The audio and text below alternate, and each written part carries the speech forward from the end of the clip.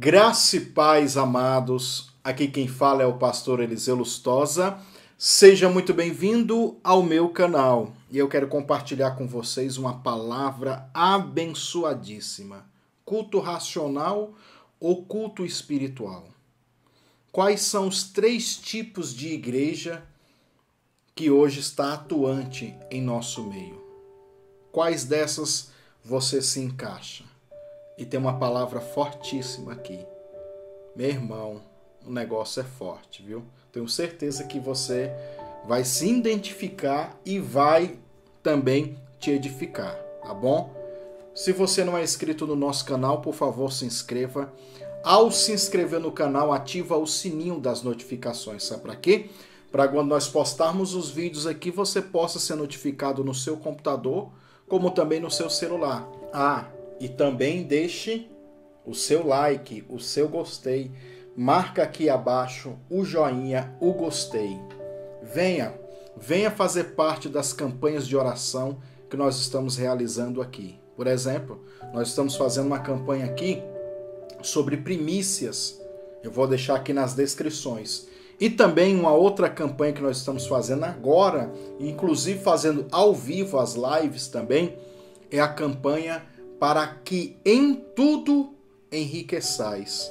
2 Coríntios capítulo 9, versículo 11. É uma campanha de libertação, de cura, com grandes testemunhos. Você vai ser edificado. Vou deixar aqui também nas descrições para que você possa acompanhar.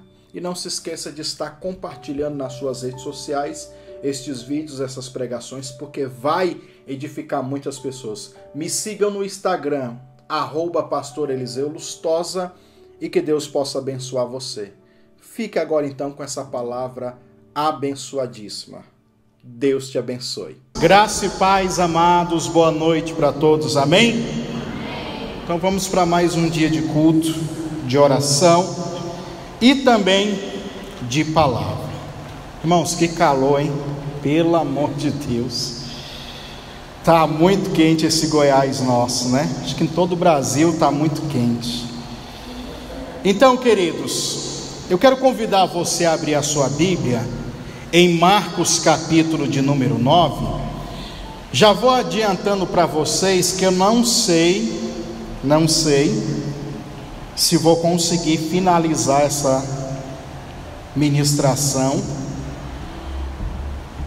porque tem muitas coisas aqui. Vou tentar compactar um pouco mais para a gente entender um pouco mais sobre Marcos capítulo 9. Talvez chegue até no história do jovem aqui, mas vamos lá. Marcos capítulo de número 9, quem achou diga amém. Nós vamos ler a partir do versículo 1, que diz assim: disse-lhe também, em verdade vos digo,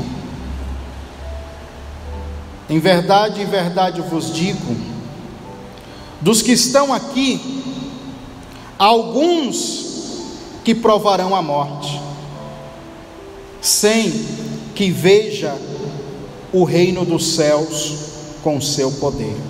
Versículo 2: 6 dias depois, Jesus tomou consigo a Pedro, a Tiago e a João, e os levou a sós, em particular, a um alto monte, e transfigurou-se diante deles. Suas vestes tornaram-se resplandecentes, extremamente brancas como a neve, tais como nenhum lavadeiro sobre a terra poderia branquear ou alvejar em algumas traduções. E apareceu-lhe Elias com Moisés e falava com Jesus. Pedro tomando a palavra, disse a Jesus: Mestre, é bom que estejamos aqui e façamos 3 cabanas, uma para ti, outra para Moisés e outra para Elias. Pois não sabia o que dizia, porque estavam assombrados. E desceu uma nuvem do céu, que cobriu-se com a sua sombra, e saiu da nuvem uma voz que dizia: Este é o meu filho amado, a ele ouvi. E subitamente, tendo olhado em redor, ninguém mais viram, senão só Jesus com eles. Descendo do monte, ordenou-lhe que a ninguém contasse o que tinha visto, até que o Filho do Homem ressuscitasse dentre os mortos. E eles se retiraram, acaso iam se perguntando uns para os outros o que seria aquilo, ressuscitar dentre os mortos. Interrogaram-lhe, dizendo: Por que dizem os escribas que é necessário que Elias venha primeiro? E respondendo ele disse: Em verdade, Elias virá no primeiro, e todas as coisas restaurará, como está escrito sobre o Filho do Homem, que ele vem e deve padecer muito. Digo-vos, porém, que Elias já veio e fizer-lhes tudo o que quiser, como dele está escrito. Vamos ficar por aqui, essa leitura inicial. Amados, há muitas coisas de se entender neste capítulo todo, muitas coisas de propriedade espiritual e forte. Assim como no cenário político que nós vivemos hoje, existe um negócio que o povo diz sobre ditadura da opinião. Repita: ditadura da opinião. Ou seja, se você for contra a opinião de outras pessoas, aquela pessoa que é contra a sua opinião, o seu modo de ver, o seu modo de pensar, aquela pessoa ela vai tentar censurar você de toda forma, porque querem que esteja todo mundo com um pensamento aliado em uma coisa só. Se a gente trazer esse conceito para dentro da igreja, no sentido geral, para todas as igrejas, se você for perceber, há anos, e há muitos anos, que muitos crentes católicos de todo tipo, nós vivemos uma ditadura do pensamento religioso, da qual, se você não pensar dentro da casinha como eles querem, você é taxado de herege, de maluco, de doido, fanático, e tem um monte de outros apelidos. Porque se a gente não pensar como pensou o teólogo fulano de tal, que criou a teologia tal e tal e tal e tal, você não é uma pessoa inteligente, intelectual. Então nós vivemos muito disso ainda. E isso trouxe para mim, para você, uma herança teológica, às vezes passiva, fraca, limitada. Uma teologia da qual eu e você estamos aqui cheios de sofrimento.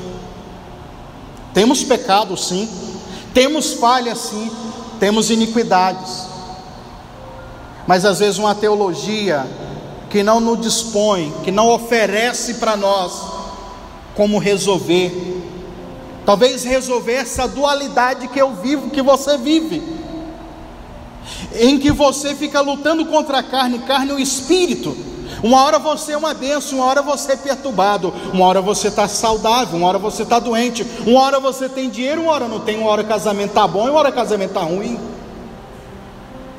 E como nós não conseguimos encontrar respostas dentro da Bíblia, porque as respostas já estão pré-estabelecidas segundo o pensamento dessas pessoas, o que acontece? Ficamos cativos a isso, sofremos isso. No lugar da espiritualidade que revela poder, que demonstra poder para resolver isso, nós nos escondemos debaixo ou por trás até mesmo de filosofias humanas. Ser ou não ser, eis a questão, né?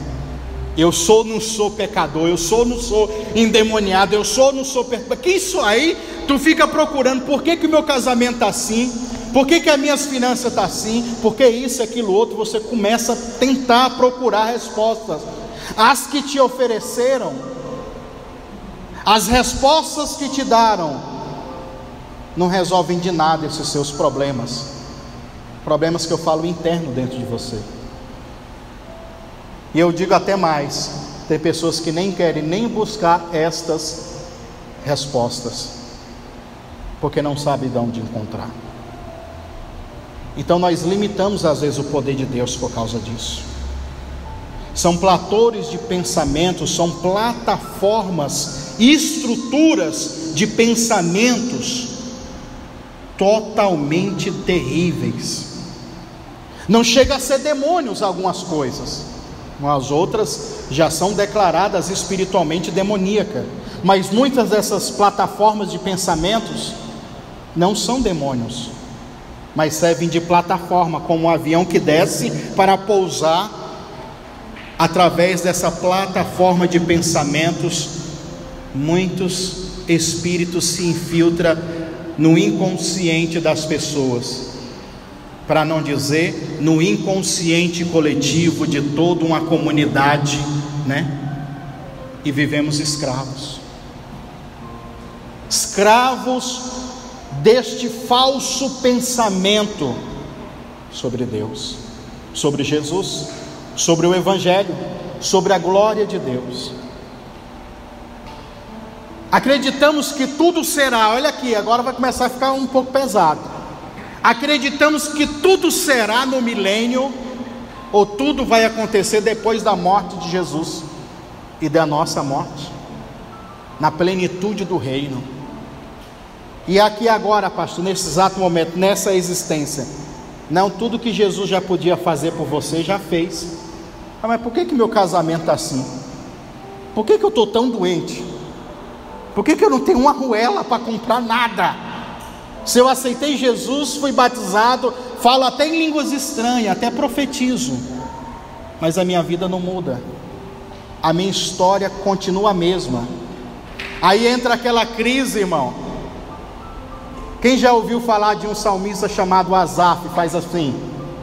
Asaf, ele entrou numa crise existencial. Eu chamo dessa crise de Asaf. A Bíblia diz que ele sentiu inveja dos ricos, porque ele, como homem de Deus que ficava todo dia purificando o coração dele, ele não merecia estar sofrendo tanto.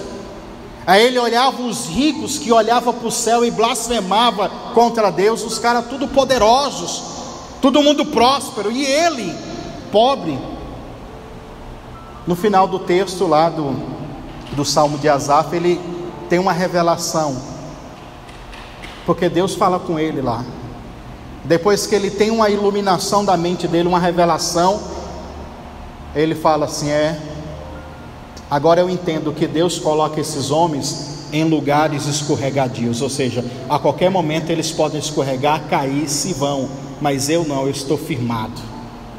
Mas ele deu aquela crise. E quantos irmãos já estão aí há 5, 10, 15, 20, 30 anos como homens e mulheres de Deus, fiéis, tentando, mas nada conseguem. Então nós vamos ver aqui, Jesus não foi depois da morte dele, foi agora, foi em vida. Jesus, ele vai expressar o mais alto nível de glória. Ele vai revelar para 3 discípulos um alto nível de maturidade, que a religião está falando para mim, para você, que não é possível isso acontecer, que só Jesus pode fazer isso. E aí você pega as mensagens, os ensinamentos de Jesus, dizendo assim, ó: tudo que pedis em oração, crendo o quê? Aí ó, está até decorado, tudo. Outro, nada é impossível para o que crê. Nada. Aí outra coisa, João 14, ele diz que se a gente crê, faríamos obras maiores das quais ele fez. E ele não está falando de obra simples, de eu vir aqui ficar pregando um monte de coisa, enchendo linguiça todo dia. Ele não está falando disso. Ele está falando obras que manifestam o reino de Deus, milagres. Ele está falando de uma operação de poder sobrenatural, aonde se transformava água em vinho, aonde ele andava sobre as águas. Só que se você falar isso em algumas igrejas, você está caçando briga. Você falar isso para alguns crentes hoje, você está condenado à morte, pelo menos a morte intelectual, dessa censura do pensamento religioso. Aí se você discorda com algum teólogo desse muito inteligente, você é burro. E muitos desses teólogos que viveram antes da gente, muito bom é a herança teológica que eles deixaram para nós, mas muitos sofriam de depressão, tinha crises gravíssimas na família, um monte de coisa, que mesmo com esse tanto de pensamento, tanta essa inteligência, eles não conseguiram encontrar respostas plausíveis. O pensamento religioso não deixou eles pensar. Aí você pega Paulo: a minha pregação não se consiste em palavras persuasivas de sabedoria humana, mas sim em demonstração do poder de Deus. Ele diz: eu não estou aqui para convencer com as minhas palavras ninguém, estou aqui para mostrar para vocês que é possível manifestar a glória de Deus. Jesus, ele está aqui, irmão. Vem cá, os três, vou subir ali no monte com vocês. Jesus levou eles para o monte.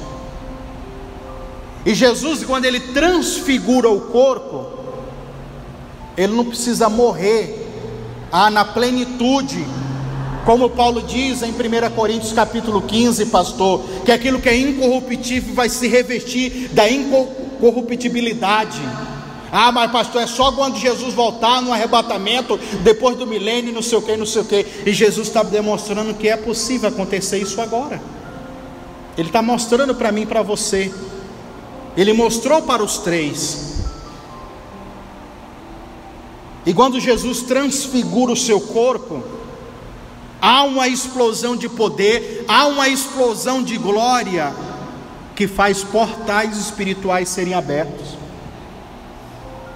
Abriu-se um portal espiritual naquele momento. Sabe aqueles filmes? Quem lembra de Caverna do Dragão? Pronto, Caverna do Dragão é o exemplo mais clássico de portais, que eles entram numa dimensão e vai para outra, sim ou não? Abre um portal e eles entram na dimensão. Foi aquilo que aconteceu.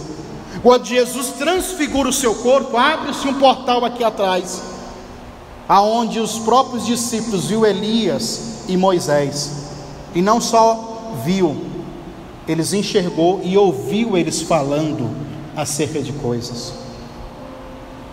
E depois eles ouviram, saiu daquela nuvem a voz do próprio Deus falando com eles. Jesus não tinha morrido ainda.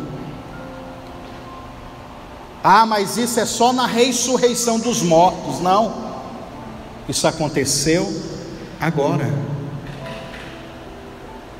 Mas não podemos. Eu anotei aqui, irmãos, para vocês: transfigurou. A palavra transfigurou, no grego é metamorfo. Diga assim, metamorfo. Eu lembro, na hora, eu acho que você lembra também dos bichos do sobrenatural, sim ou não? Os metamorfos. Os metamorfos são os bichos lá daquela série do sobrenatural, que transforma nos bichos, né? Então imagina Jesus transformando-se agora. Ele transforma-se o corpo físico. Olha aqui, ó, o corpo físico de Jesus deixa de ser aquele corpo físico para se tornar um corpo espiritual, mesmo que por alguns minutos. Ele transfigura, o corpo dele muda. Aquilo que Paulo vai dizer lá em 1 Coríntios, acontece aqui antes. Já acontece antes. Ele transfigura o corpo dele. O corpo dele se enche de glória. Aí, sabe o que eu fiz? Eu anotei um versículo aqui. Um versículo que é muito discutido também. Abra a sua Bíblia aí, em Romanos, capítulo 12, por favor.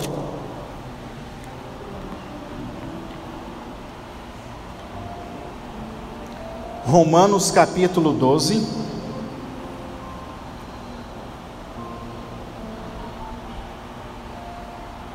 Quem achou, diga amém. Bora então. Romanos capítulo 12, versículo 1. Rogo-vos, pois, irmãos, pela compaixão de Deus, que apresentai os vossos corpos em sacrifício vivo, santo e agradável a Deus, que é o que, irmãos? O culto o quê? O culto racional. Preste atenção, versículo 2: e não serdes conformados com este mundo. Não é para se conformar.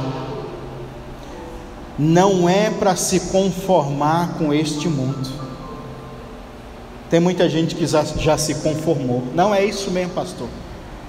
Não, isso acontece. Tem aquela desculpa que às vezes quando a gente não consegue ajudar alguém em algum problema, não, isso acontece, é coisa da vida, né? Isso acontece. Não vos conformeis com este mundo, mas serdes transformados. E a palavra transformados aqui é a mesma lá de Marcos 9, quando Jesus transfigura o corpo. É a mesma palavra, metamorfos. Mas sejam transformados, sejam glorificados, mude o estado original. Mas ele diz aqui, ó, sejai-vos transformados pela renovação do vosso entendimento, para que vocês possam experimentar. Para que serve a transformação, pastor? Da mente, para que eu possa experimentar.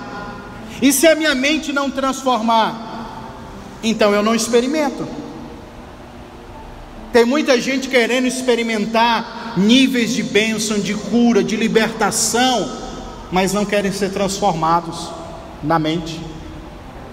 Querem viver escravos dessa ditadura do pensamento religioso, ou no próprio pensamento que ele acha, que ele pensa, que ele imagina, talvez está até errado. Aí eles vivem escravos do próprio pensamento. Muita gente assim, irmãos. Não, para mim o certo é assim.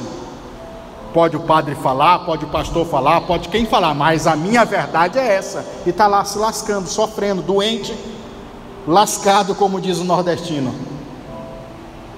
Mas não, é o que eu penso, é assim. E o que você pensa não está levando você a lugar nenhum. Mas seja transformado.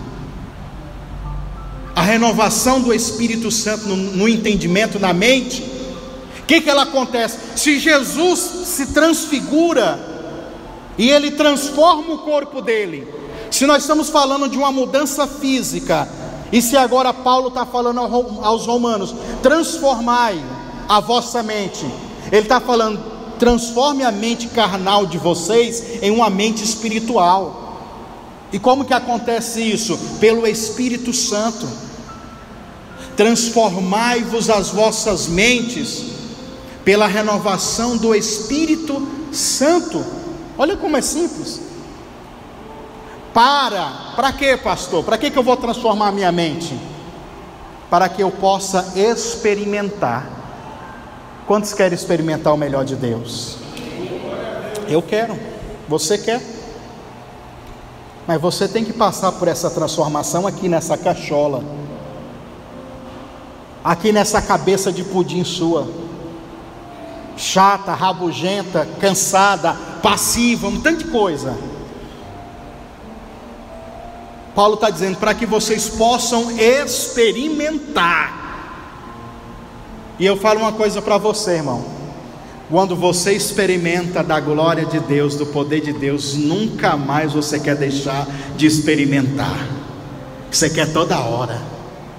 Nossa, pastor, deu certo. Não vê os irmãos testemunhando lá no canal do YouTube?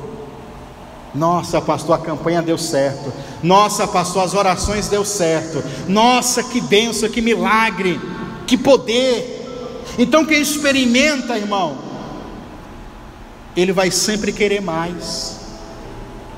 Diga assim: para que eu possa experimentar qual seja a boa, agradável e perfeita vontade de Deus.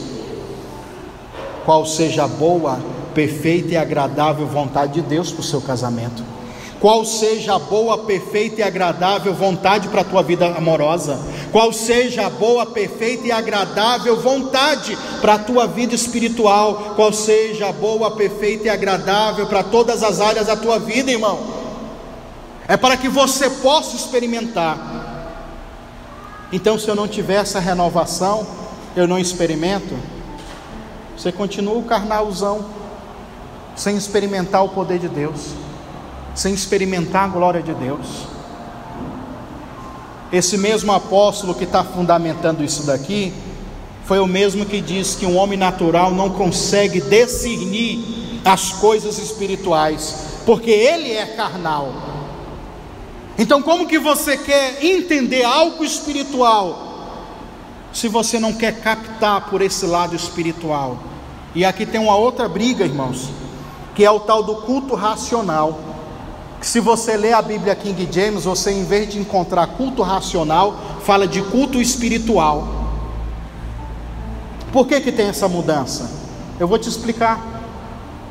Porque a base do raciocínio desse culto, ela é espiritual, porém eu penso nela de uma forma lógica. Diga assim: lógicos é a palavra grega, irmãos, para racional. Lógicos no grego, que vem de um pensamento lógico. Só que não é um pensamento lógico baseado em filosofia humana, é um pensamento lógico baseado em um culto espiritual que já acontecia. Por isso que o que antecede o versículo é: apresentai-vos diante de Deus como um sacrifício vivo. Corpos mortos, vontades mortas, a sua vontade morta para você mesmo, as suas paixões, os seus desejos, tudo isso morto, para que seja um sacrifício agradável, aonde Deus se sente prazer em você. Apresentai-vos, como um sacrifício vivo, santo, separado, diferente e agradável a Deus. Você já parou para pensar se a tua vida ela tem agradado a Deus? Você já parou para pensar hoje, agora, se o teu culto a Deus, que você está fazendo a Deus, ele tem sido um culto agradável? Tem sido um culto santo? tem sido um culto de sacrifício? Temos 3 coisas aqui, diga assim: sacrifício, santo e agradável. 3 coisas em um culto racional, que na verdade é um culto espiritual. Um culto racional baseado em algo espiritual, não um culto racional baseado na ditadura do pensamento religioso, da teologia do fulano de tal, do não sei quem, das quantas que viveu em 1900 e sei lá, na época dos dinossauros, porque ele teve não sei quantas formaturas e não sei o que. Amém, glória a Deus. A Bíblia diz que nós temos que aprender uns com os outros, amém. Mas eu quero que você abra a sua mente para uma necessidade urgente. Por que tem muitos que estão morrendo, irmãos? Crentes se matando, pastor se suicidando, tirando a própria vida. Muita gente procurando o pé de goiaba para se enforcar dentro das igrejas. Dentro das igrejas. E eu não estou falando que a nossa igreja, a minha igreja, o meu culto, o nosso culto, que eu não estou nem preocupado com placa de igreja, com nada. Nosso propósito é ajudar pessoas. Eu não estou falando que nós somos os melhores, eu estou falando no sentido geral, eu estou me colocando nisso, porque eu sinto isso também. Por que nós não experimentamos mais viver a glória de Deus? Porque nós não conseguimos ter uma mente renovada pelo Espírito Santo. Não conseguimos provar qual seja a boa, perfeita e agradável vontade de Deus, porque o nosso culto não tem sacrifício mais. O nosso culto não tem mais santidade. O nosso culto não agrada mais a Deus. E se não agrada mais a Deus, Deus está pouco importando. Os cultos deram lugar a uma liturgia chata, mecânica, rabugenta, que você às vezes já até decorou. Primeiro o irmão vem, faz a oração, leitura da palavra, meditação. Alguns ainda pegam uns 40 minutos de oração de joelho. Vamos orar pelo periquito, pelo papagaio, pelo Joãozinho, pelos fulano, cicrano, beltrano. Vamos orar para aqueles que estão ali sem cabelo, precisa de cabelo. Vamos orar, pastor, porque a verruga no olho do irmão está grande demais. Vamos orar, pastor, porque o cabelo da perna da irmã está grande, o capeta está pegando lá. Olha lá, o espírito do King Kong pegou ela. Vamos repreender. O nosso culto racional é só de julgar os outros. Olha lá como é que está o dente, olha lá o cabelo da outra, olha lá a calça do pastor que a destrói, tem um rasgadinho. Estou vendo, olha lá, meu Deus, quero nem ver. O nosso culto racional é esse. Aí na hora da oração a gente finge que é santo, finge que está adorando, finge que está cantando. Na hora de ofertar nós fingimos que estamos agradando a Deus. E nada, irmão. Nada com nada. Entramos aqui e às vezes saímos até piores. Eu me coloco nessa dispensação, porque também nós colocamos Deus dentro do nosso sistema. Não é isso que eu disse no começo? Porque eu penso assim, e se que Deus quiser se manifestar, Ele vai se manifestar na minha vida do jeito que eu quero. É assim, irmão. Tem gente que está fazendo Deus para ele. Não, para mim Deus é assim. Não sei para você. Irmão, Deus é Deus, independente se é para você, se é para um, para outro. Ele é. E para Ele ser não depende de você, não depende de ninguém, irmão. Quem precisa de alguma coisa é eu e você. Um culto racional, um culto espiritual que é baseado na manifestação da glória de Deus, na transformação da nossa mente, para que nós possamos apresentar qual seja a boa, perfeita e agradável vontade de Deus. O nosso culto racional, ele só é bom quando nós conseguimos experimentar qual seja a boa, perfeita e agradável vontade de Deus. Mas na verdade nós estamos tão indispostos, tão preguiçosos, tão passivos, tão parados, Estamos procurando todo mundo, para todo mundo nos ajudar, e nós não fazemos nada. É triste, irmão. É triste isso. Voltando ao texto, você viu que já foi mais de meia hora e eu nem comecei o Marcos capítulo 9. O que acontece? Jesus transfigura para eles e eles ficam perturbados. Diga assim: um verdadeiro culto, aonde há a manifestação da glória de Deus de verdade, muita gente fica perturbado, confuso com tanto poder. Eu anotei aqui, ekphobos, a palavra, assombrados, que significa extremamente aterrorizados. Se tiver problema cardíaco, morre na hora. Extremamente atemorizados eles ficaram com aquilo que Jesus fez diante dos olhos deles. Aquilo que aconteceu deixou eles pasmos. Meu Deus! Eles ficaram tão aterrorizados, irmão, que eles falaram abobrinhas, falaram coisa com coisa. Pedro, que teve direito à fala, a Bíblia diz que ele tomou a fala.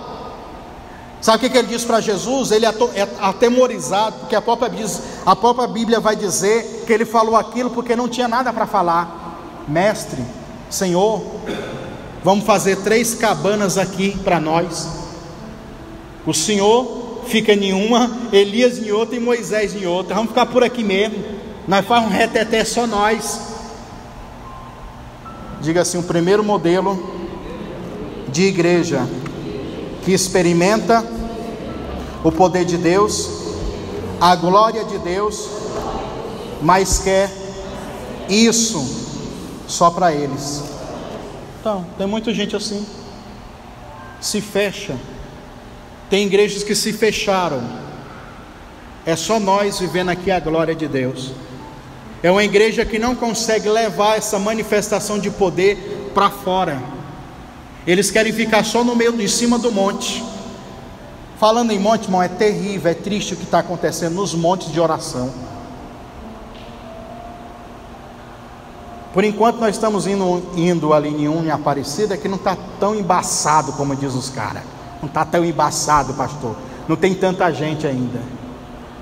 Mas em alguns montes aí ao redor do Brasil, não tem mais privacidade.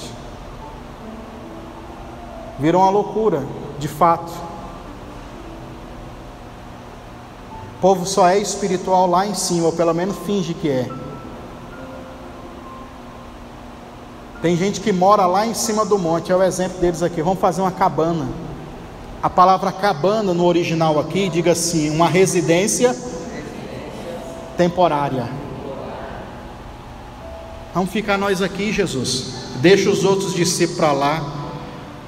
Sabe o que tinha lá embaixo? Diga assim: problema. E ninguém quer resolver problema, irmão.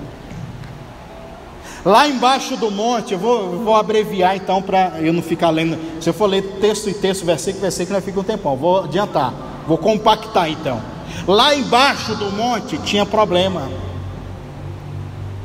Lá em cima do monte todo mundo é santo, todo mundo é bonito, todo mundo é cheiroso. Mas lá embaixo tinha problema. Lá embaixo as contas tem que pagar, né, irmão? Tem que ir no banheiro fazer 1 e 2. Lá embaixo todo mundo fede igual. Lá embaixo está lá o filho endemoniado.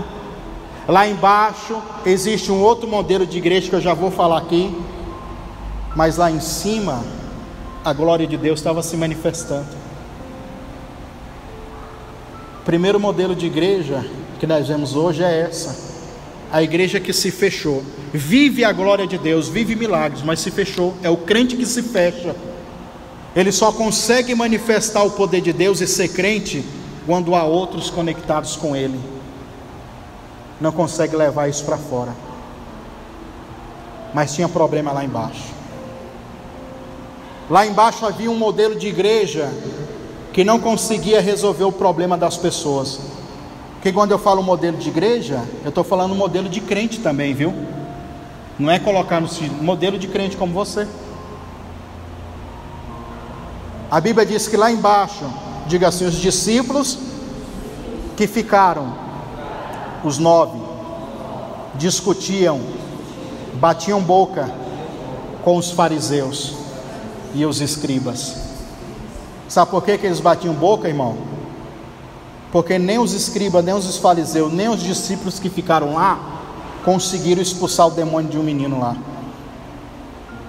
Aí eles ficaram batendo boca um com o outro. Já viu que tem crente que fica querendo bater boca com o outro? Não, eu sou mais teólogo, eu sou mais inteligente, eu tenho mais Bíblia. Então aí fica aquele bate-boca. Não, porque isso é aquilo, aquilo outro, papai, tá. E tem gente que gosta, irmão, desse debate. Só que é um debate que não leva ninguém a lugar nenhum. É um debate que o ego de um sobe mais do que o outro, inflama mais do que o outro, para todo mundo criar, nossa, esse pastor, esse homem que está debatendo aqui, ele é o bezerro de ouro, vamos adorar. Olha a sabedoria dele, a sabedoria que não consegue expulsar um demôniozinho chulé. Não, a minha religião é certa, não a sua. Não, eu penso, não é. Então existe esse modelo de igreja que cresce às vezes com um debate polêmico. Não, nós somos mais inteligentes. Não, nós somos mais. Mas na verdade não consegue resolver problemas. Relativiza tudo. Não, mas isso aqui não. Opa, mas não é assim. Não é assim. Terceiro tipo de igreja. Diga assim, a igreja que parece com Jesus. Essa é a que nós devemos ser. Não é nem aquela que quer ficar lá em cima, nem aquela que está lá embaixo discutindo, batendo boca com os outros, mas é uma igreja que resolve problemas, porque é uma igreja que manifesta o poder e a glória de Deus, que os próprios demônios reconhecem a autoridade que há sobre este irmão, esta igreja. Jesus chega lá, então ele desce do monte, vou compactar como eu disse, ele desce do monte, olha toda aquela briga, toda aquela discussão. O que está acontecendo aqui? O que houve aqui? Ele chega lá e encontra os discípulos batendo boca com aqueles homens. Havia uma multidão já lá embaixo. Aí o homem, o pai do menino que estava endemoniado chega, mestre, o problema é o seguinte, é o meu filho, que é possuído pelo espírito, e esse espírito mudo, pega ele, joga na água, joga no fogo, tentando destruí-lo, matá-lo, acabar com ele. Eu cheguei aqui e falei para os seus discípulos expulsar, mas ninguém conseguiu. Sabe o que Jesus diz? Ó geração incrédula e perversa, até quando eu vou sofrer com vocês? Já pensou, irmão? Já pensou? Esta geração é perversa e é incrédula. Duas coisas: além de não acreditar no poder de Deus, ainda perverte as coisas.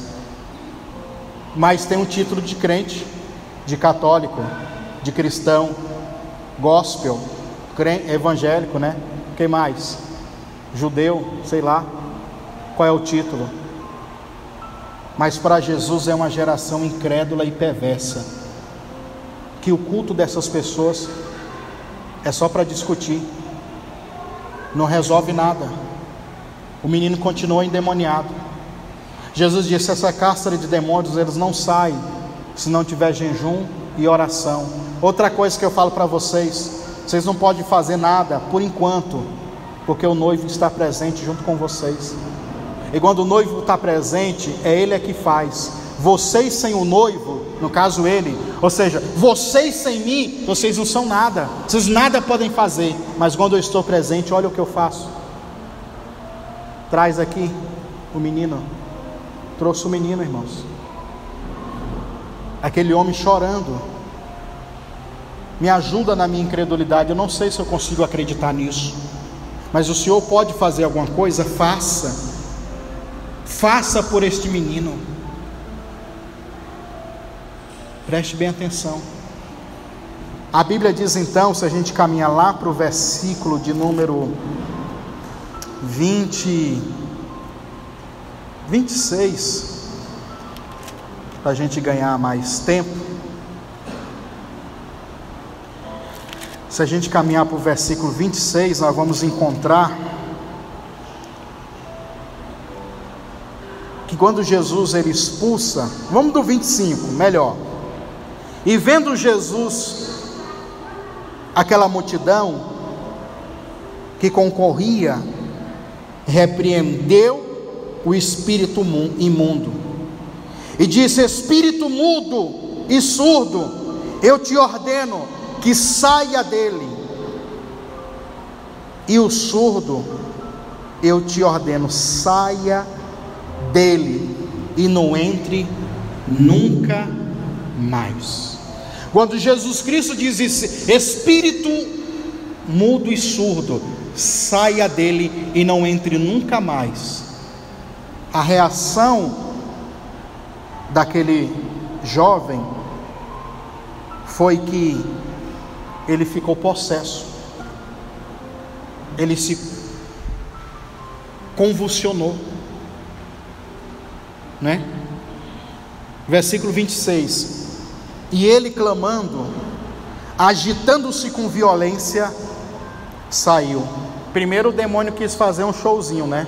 Jesus fala: eu te ordeno, saia e não entre nunca mais. Aí o jovem cai e ele ainda convulsiona, né? Eu anotei aqui a palavra agitando-se, esparazon, a palavra, não sei se minha pronúncia está certa, esparazon, que significa engasgar. Olha aqui que doido, engasgar, ou tem uma contração espasmódicas, ou pode ser traduzido também como ele se mutilou, ele convulsionou, irmão. Se uma das traduções é engasgou, a Bíblia diz que ele salivava, ele engasgou talvez com aquela saliva, e o demônio, querendo afligir o corpo daquele jovem, caiu e agitou com violência, irmão. Imagina, ele talvez rolou, caiu, sei lá, ele deu uma crise convulsiva para poder sair. Foi tão violento que as forças, as energias daquele jovem acabou. Depois que ele deu essa convulsão e o demônio saiu, tem algumas igrejas que não podem nem falar demônio, né? Encosto, está tão light hoje, né? Pastor, não fala demônio, tem que falar encosto ou o bicho lá. É demônio, irmão, demônio é demônio, pronto, acabou. Depois que o demônio saiu, a Bíblia diz que Jesus foi lá e ergueu ele, porque ele ficou como um morto, irmão. Jesus foi lá e ergueu ele. Eu anotei também a palavra erguer aqui, que significa despertar, significa acordar de um sono profundo, ou até mesmo com a ideia de reunir as faculdades mentais e físicas. Jesus pegou na mão daquele jovem para acordar ele. Se acorda, já foi, acabou, não tem mais nada, levanta, já passou, o pior passou, a tempestade passou. E a vida daquele homem e daquele jovem mudou. Não dá nem para mim entrar, porque o meu tempo já acabou, mas recentemente eu coloquei até no YouTube esse estudo bíblico, que eu falo sobre uma entidade chamada Tessis. Diga assim, Tessis. Tessis é uma rainha, ou na verdade uma deusa, é uma deusa grega. Ela tem outro nome também, Luna. A palavra lunático que se usa aqui, que ele é um jovem lunático. Lunático significa aquele que sofre influência da lua. Diga assim, lunático significa aquele que sofre a influência da lua. Na verdade, quando Jesus expulsa aquele espírito, ele está não só expulsando o espírito de um jovem, mas ele está dando um comando no mundo espiritual para uma deusa que regia naquela época, era daquela época de Jesus também, uma deusa da lua. Ela tem outros nomes também, depois você lê. Se você colocar Luna ou Tessis no Google, por exemplo, quem já viu uma foto de uma mulher sentada na lua, assim, aquela meia lua assim? Quem já viu? Então, é a representação dessa deusa. Quando Jesus fala ao espírito mudo e surdo, na verdade Jesus está falando sobre essa deusa, que aquele jovem, ele sofria a influência direta, era uma influência espiritual psíquica, ou até psicossomática, que fazia aquele jovem ter os ataques epiléticos, e não só ter os ataques epiléticos, a Bíblia diz que ele era lunático, ele tinha algum tipo de doença psicológica ou psicossomática. Então quando Jesus expulsa aquele demônio e diz, nunca entre, não entre nunca mais, Jesus está dando ordem a um principado que regia a mente daquele jovem. Aí eu poderia falar hoje, só que não dá mais tempo, da glândula pineal ou coronária. É uma glândula que tem no nosso cérebro, que ela sofre diretamente a influência da lua. É uma glândula que está ligada ao nervo óptico dos olhos, que influencia o que você vê. O lunático, ou a pessoa que tem um problema psicossomático ou psicológico, muitos dos casos, ou muitas das doenças, ele não vê coisa que ninguém vê, sim ou não?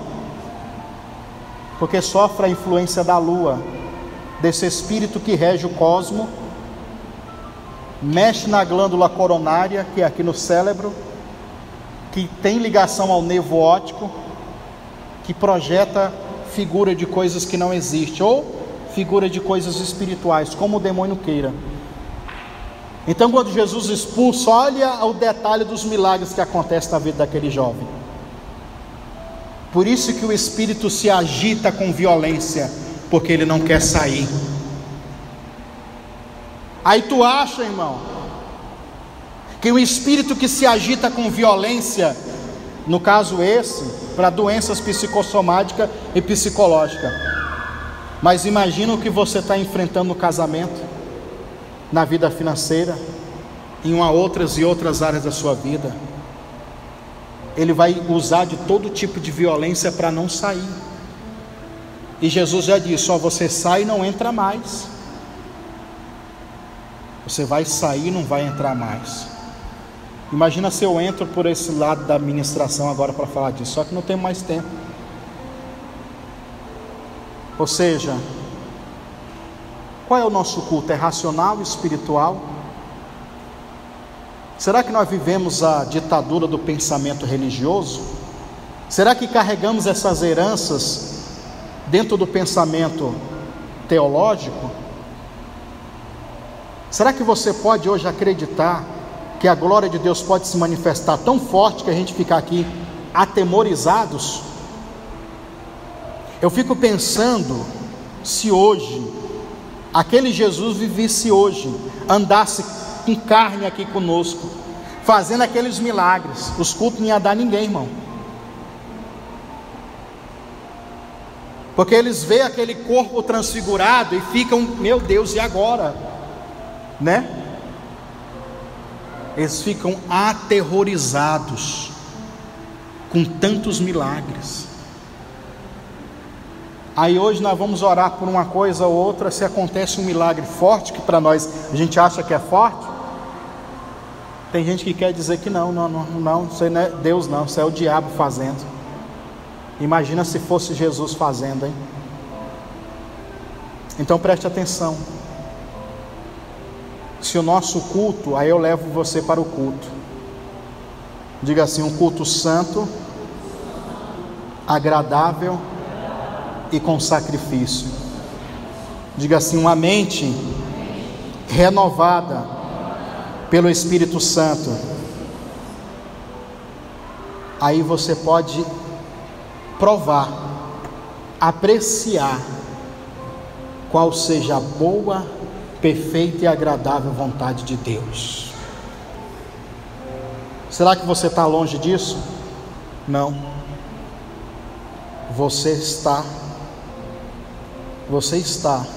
a um passo disso, a um toque disso. Não sabe aquele versículo que eu gosto de ler muito e falar, citar? O reino de Deus é tomado à força. Pode-se traduzir aquele texto tomado, a palavra tomado, como agarrar, sabia? O que é agarrar, irmão? É tocar com a mão. Se tu soubesse hoje, meu Deus, que o teu milagre ou o reino de Deus, ele é palpável hoje, que você pode abraçar, pegar. Se você tivesse essa perspectiva espiritual, não aquela imaginária que o Deus está lá longe, está lá no céu, né? O papai do céu lá distante, né? Ele está aqui pertinho.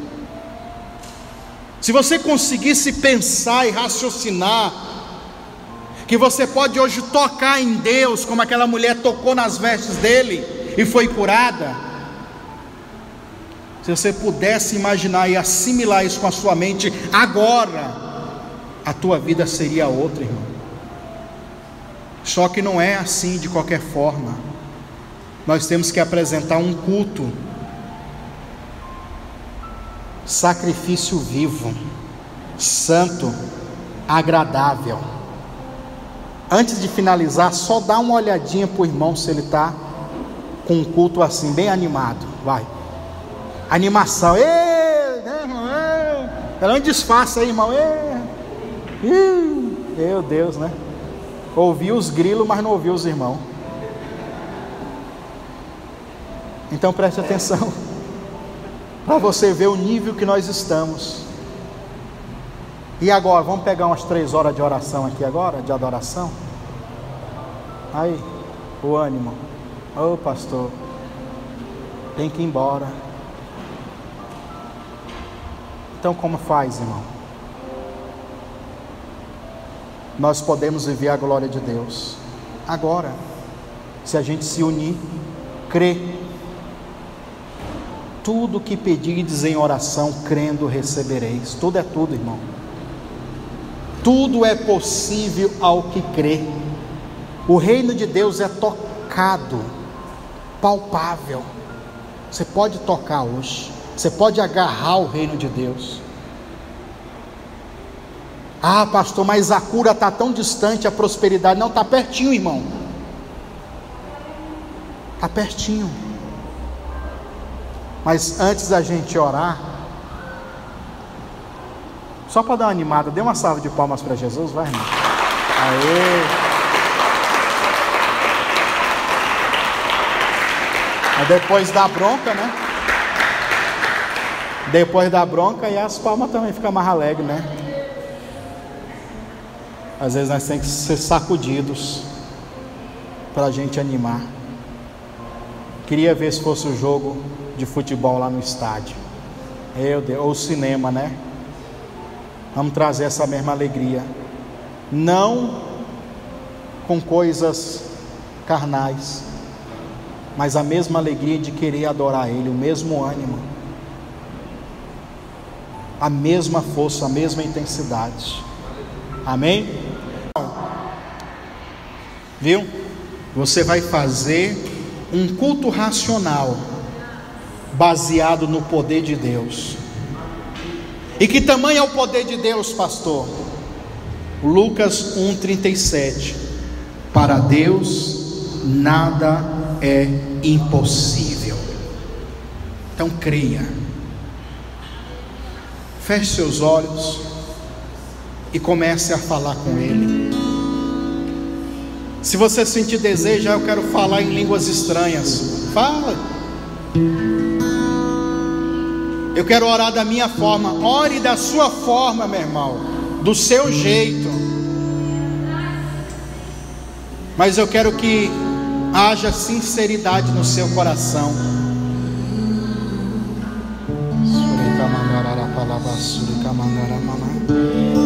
Te adoramos, Pai.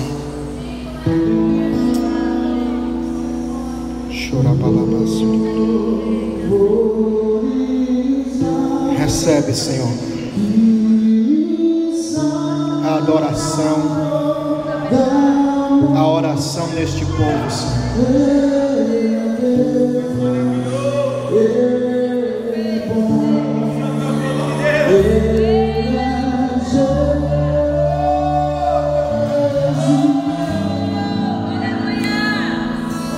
Recebe, Senhor.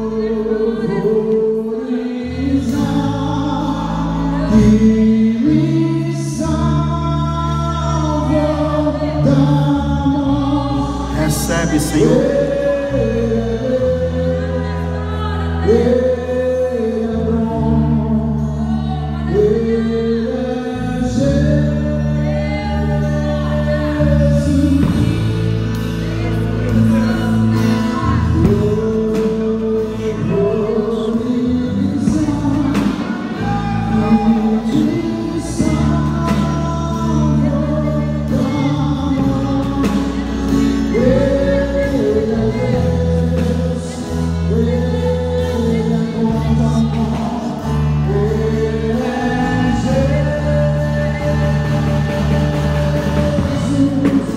Senhor, manifesta a tua glória, Pai, na vida de cada pessoa, Pai,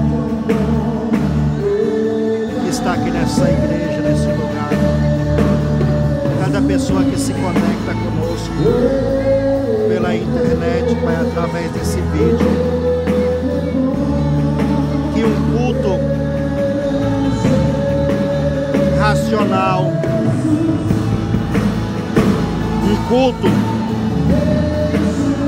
que possamos experimentar a boa, a perfeita e agradável vontade do Senhor.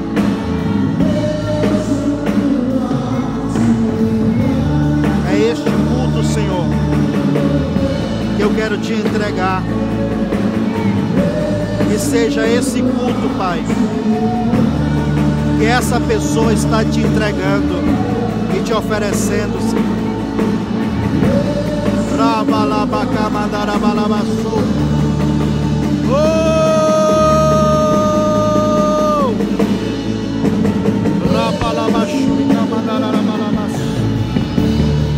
Vem, Deus, vem, Senhor, vem, Espírito Santo.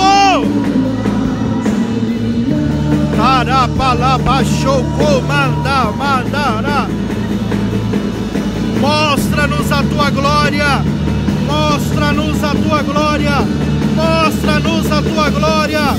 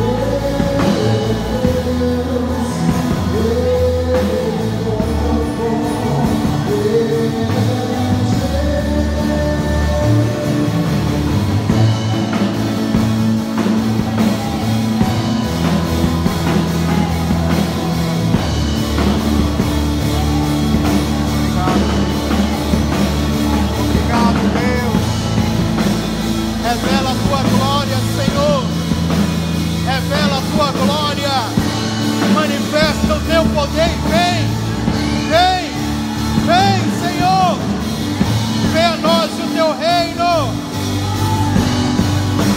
venha a nós as tuas maravilhas.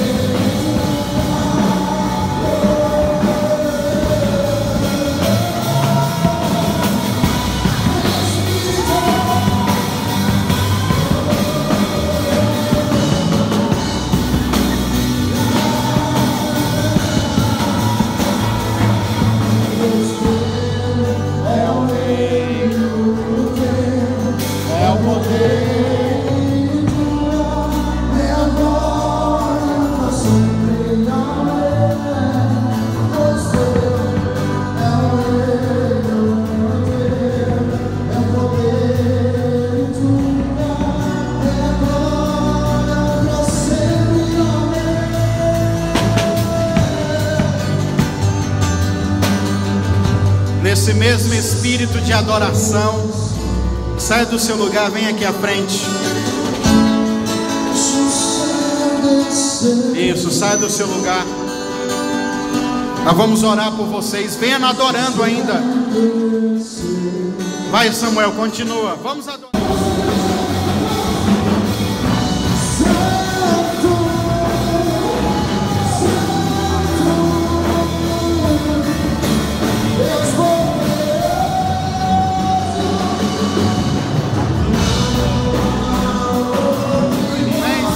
O teu filho, Pai, revela-se a ele, Espírito Santo, revela-se ao teu filho, Pai, em tudo aquilo que ele está colocando diante de ti, Pai. Manifesta a tua glória, Senhor, na casa dele, na vida amorosa, no casamento, no coração da esposa, Pai. Manifesta a tua glória neste momento, Pai, e traz, Pai, a tua boa, perfeita e agradável vontade, Pai. Eu sei que essa boa, perfeita e agradável vontade, Pai, é para que ele tenha alegria, para que ele tenha felicidade, Senhor. Enche ele, Pai, da tua glória, Pai. Toma o culto dele, Senhor, como um culto que te agrada, Pai, como um culto que te deseja. Vem, Espírito Santo.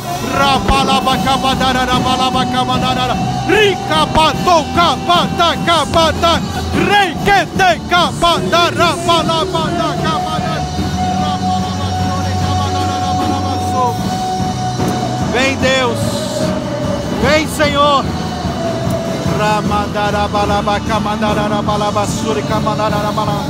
Espírito de morte, de enfermidade, solta os órgãos dessa mulher completamente.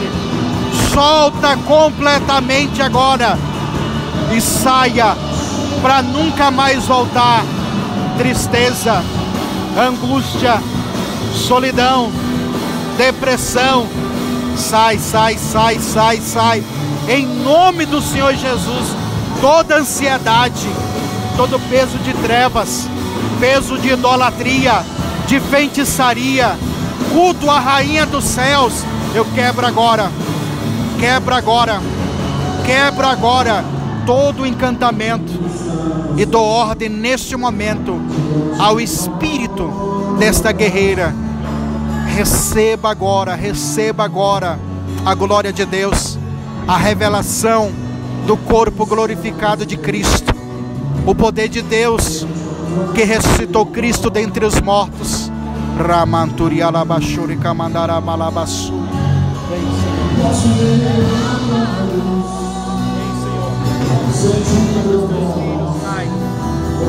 Muda, Senhor, a história. Muda muda, Pai, os passos da tua filha, Senhor. Que haja prosperidade, crescimento, Senhor. Mudança, Senhor. Que o céu se abra, Pai, sobre a tua filha, sobre a família, Pai, sobre a profissão, Senhor. Que a glória do Senhor se revele, Pai. Todo peso de inveja, palavras contrárias, orações contrárias, encantamentos, saia em nome do Senhor Jesus, Pai. Toma essa criança nas tuas mãos, Senhor, e abençoa, Pai, em nome de Jesus, Pai. Deus, venha sobre a tua filha, Pai, que a tua glória se revele a ela, Pai. Toda seta, todo dardo, tudo que o inimigo tem se levantado, Pai, para destruir a tua filha, nós quebramos toda essa força espiritual nas emoções, nos sentimentos, nos pensamentos. Que no nome de Jesus todo esse mal, esse peso de feitiçaria, esse sentimento de derrota, de fracasso, solta completamente o sistema nervoso dela, solta a mente dela completamente, em nome do Senhor Jesus. Tudo que foi dado a você, tudo que foi ordenado, a tua ordem para acabar com ela, com a família dela, com tudo que ela tem, a tua ordem que você recebeu do de cima, do que manda, do que rege, pega tudo agora, toda a tua ordem, tu vai sair para nunca mais voltar, porque hoje a vida dela muda, hoje a história dela vai ser outra. Todo o teu mal, pega e saia, para nunca mais voltar, nunca mais voltar. Sai, sai e sai.